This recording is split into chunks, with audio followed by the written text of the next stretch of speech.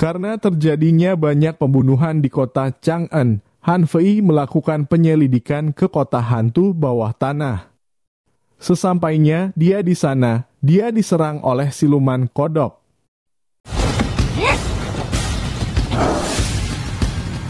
Han Fei dapat mengatasi mereka. Namun tiba-tiba saja datang Raja Sihir Neraka. Han Fei tak berdaya menghadapinya. Dia pun terluka parah. Raja Sihir Neraka menanyakan keberadaan ulat Zimu. Namun Han Fei tak memberitahunya.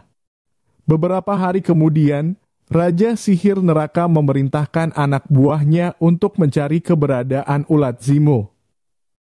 Karena ulat tersebut telah muncul kembali. Raja Sihir Neraka memelihara lipan raksasa dan lipan tersebut diberi makan darah manusia.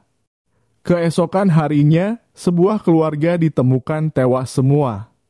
Peisan dari pasukan penjaga tak terlihat memeriksa tempat kejadian. Setelah memeriksa, Peisan menduga pembunuhan tersebut dilakukan oleh monster. Dia juga menemukan sebuah liontin batu giok tertinggal di sana. Setelah itu, Peisan melaporkan pada atasannya. Namun, atasannya malah memarahi Peisan karena belum menyelesaikan kasusnya.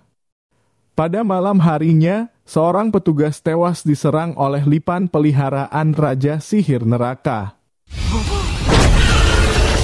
Di tempat lain, Ketua Tianji mengutus Bai Susang untuk turun gunung membasmi siluman. Beberapa hari kemudian, Peisan pergi untuk menjual liontik gioknya. Namun, dalam perjalanan, dia diserang oleh Han Cui.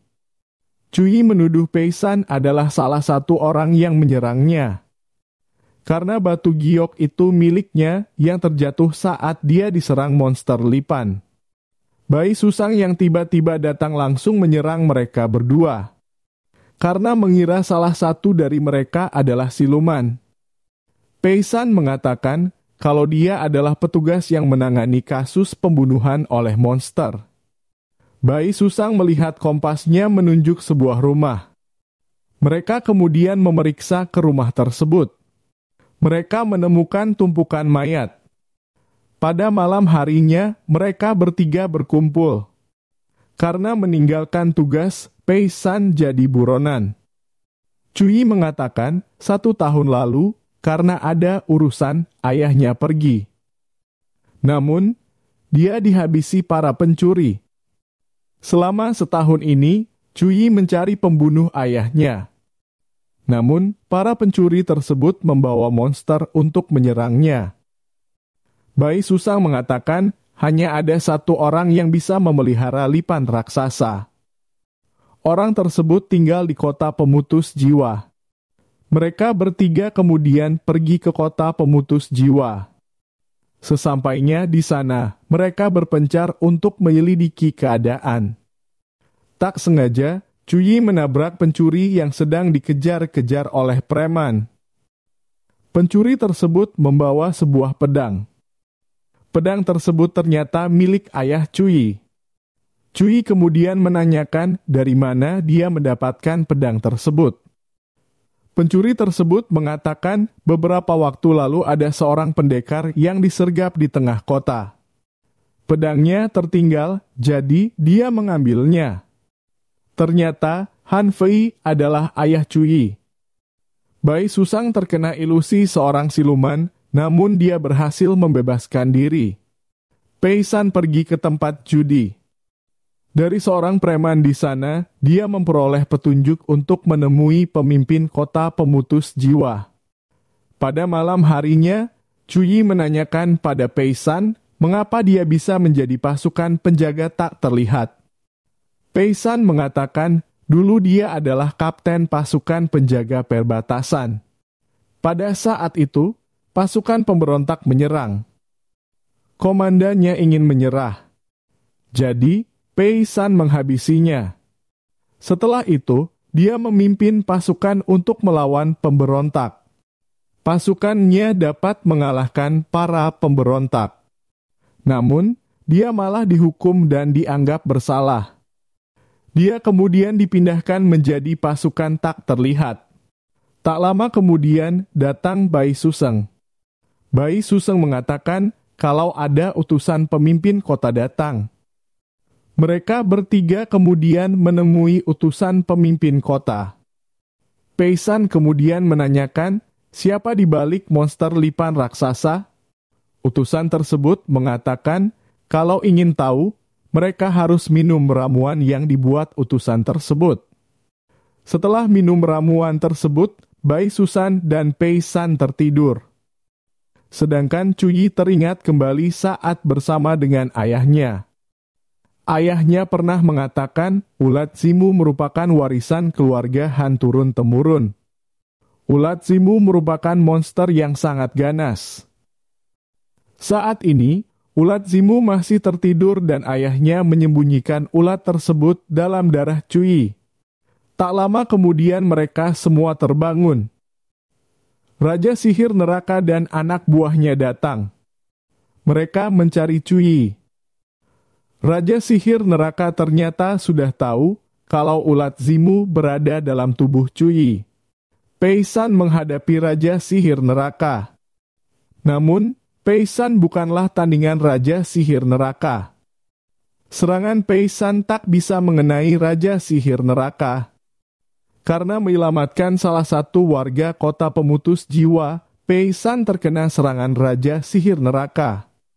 Dia pun terluka parah. Cuyi berhasil ditangkap. Bai Susan menghadapi salah satu anak buah Raja sihir neraka. Dia pun terluka. Tapi, dia diselamatkan oleh Nona Lan. Nona Lan adalah anak angkat Raja sihir neraka. Cuyi dibawa ke markas Raja sihir neraka. Dia akan membangkitkan ulat zimu dalam tubuh Cuyi untuk menghidupkan kembali istrinya. Untuk membangkitkan ulat zimu dibutuhkan tumbal 1.000 manusia. Dia kemudian menculik orang-orang di kota Chang'an. Melihat itu semua, Nona Lan tak setuju. Namun dia tak berani melawan ayahnya. Pei San yang terluka dibawa oleh utusan pemimpin kota pemutus jiwa. Melihat ketulusan Pei San saat menyelamatkan salah satu penduduk, utusan pemimpin kota dan para penduduk kota pemutus jiwa menyatukan kekuatan untuk mengobati Pei San. Pei San pun sembuh kembali. Bahkan, kekuatannya meningkat pesat.